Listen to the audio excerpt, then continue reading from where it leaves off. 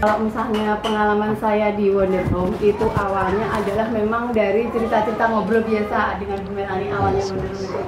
Melihat anak-anak keliling-keliling, terus kemudian akhirnya yuk Mbak bikin perpustakaan seperti yang ceritakan tadi dari rumah kosong. Kami kemudian kontrak di situ. Alhamdulillah tahu-tahu ada yang menyumbang rak, kemudian menyumbang buku, menyumbang karpet dan lain sebagainya. Awalnya kita juga bingung gimana ya caranya untuk biar buku-buku ini nanti tertata. Akhirnya kita coba kita labeli, masih sedikit banget, baru 300-an buku seperti itu yang kita punya waktu itu awal-awal.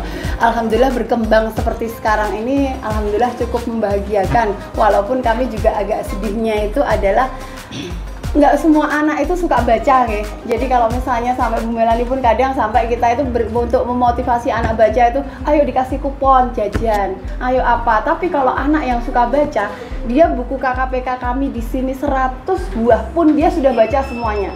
Jadi itu kembali lagi ke minat baca anak, ya. Tapi kemudian Bu Melani bilang, ayo kita anak-anak harus baca. Walaupun akhirnya mereka mulai suka menyukai membaca, walaupun arahnya ke buku anak-anak. Kegiatan yang diadakan di sini itu tuh ada perpustakaan keliling. Itu antusias anak itu senang sekali. Kalau misalnya hari Jumat itu kita adakan itu, anak-anak senang, mereka ada buku-buku baru dan lain-lain. Dari situ kita juga ternyata anak-anak suka baca ya, ternyata memang harus dikemas dalam bentuk sesuatu ya, enggak terus model dirak seperti ini. Kalau kemas dalam bentuk permainan, minat anak itu berbeda. Itu yang kami rasakan setelah ada perpustakaan keliling dengan kerjasama dengan Lazismu.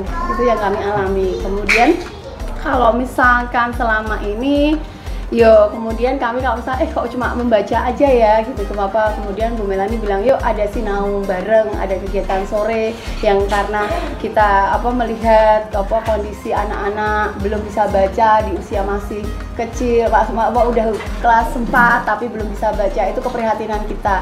Kemudian yuk diajari baca, tiap sore kita buka ada sinau bareng di sini. Kalau misalkan saya selama ini jadi volunteer, saya adalah memang dasarnya saya dulu suka membaca. Kemudian saya pernah di perpustakaan juga. Kemudian pernah punya cita-cita, besok nek tua punya toko buku agama yuk, atau buku apa kita jualan. Tapi ternyata Bu Melani memfasilitasi saya dengan perpustakaan ini. Jadi saya bisa lah dengan kegiatan di perpustakaan ini. Kalau suka dukanya di perpustakaan itu Mbak. Suka dukanya Mbak. Kalau kegiatan ini menurut saya sih menyenangkan ya, dengan ketemu anak. Kembali ke diri kita. Kalau misalnya kita sudah menyukai sesuatu, misalkan saya dasarnya adalah suka sama anak kecil. Jadi pada waktu ketemu dengan anak itu udah otomatis yuk baca yuk, misalkan kita tujuannya kita baca, atau misalkan kita tujuannya pengen mereka belajar matematika, yuk belajar matematika, kita kenalkan pada waktu momok matematika itu menjadi suatu hal yang mengerikan buat mereka. Kalau dasarnya kita sudah suka sama anak dulu, beda cara pendekatan kita. Jadi kalau misalnya volunteer itu adalah yang menurut saya pertama kali kita suka dulu, kita menyukai kegiatan itu, insya Allah semuanya nanti bisa berjalan seperti mengalir aja, tahu ternyata begini. Kayak misalnya kita nggak mengira dari buku yang cuma 300 bisa sampai 4 ribuan, itu luar biasa. Tahu-tahu ada yang nyumbang dan lain sebagainya, berbagai macam buku yang kita anak-anak inginkan Pak Siva juga menyuruh ayo tambah buku apa untuk anak-anak yang disukai. Nah seperti itu. Kalau Mbak? Cara kalau misalkan menaikkan semangat kita untuk volunteering itu adalah, kalau menurut saya itu memang saya sering diajak Bu Melani ke TBM. Itu tuh pengaruhnya luar biasa bagi saya. Jadi yang saya selama ini misalkan kadang sampai gitu ya. Kemudian di sana melihat mereka menceritakan pengalaman, terus ternyata di sana seperti ini, di tempat kami seperti ini loh. Jadi kita dapat ide-ide. Anak-anak kita ajar seperti ini ya.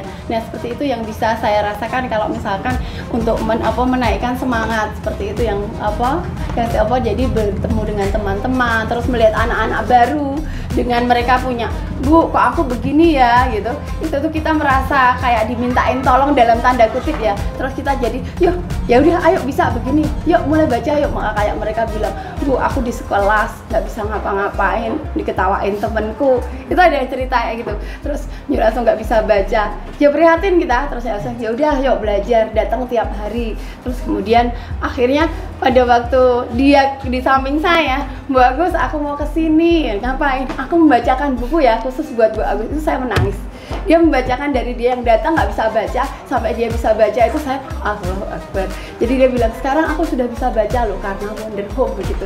Jadi kami merasa bahwa ini bisa ternyata yang kita anggap saya tuh kesini, pernah saya cuma berpikir gini, ngapain sih aku sini datang pulang. Ternyata kado spesial dari cerita-cerita anak itu membuat saya ya Allah, seperti itu. Jadi mereka bercerita seperti itu memotivasi saya untuk pada waktu saya sudah gitu, ayolah, tetap mesti akan ada anak-anak lain yang datang membutuhkan kita untuk memotivasi mereka belajar, entah membaca atau apapun.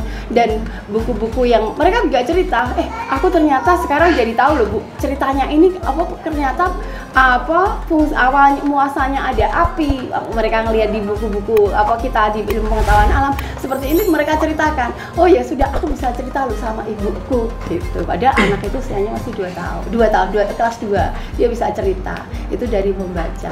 Itu yang selama ini kadang membuat saya yang saya pikir bahwa tidak ada apa-apa dengan apa yang saya lakukan, tapi mereka memberikan saya cerita seperti itu adalah suatu semangat tersendiri yang membuat saya masih bertahan menjadi volunteer di Wonder Home. Sudah itu aja pengalaman yang bisa saya sampaikan.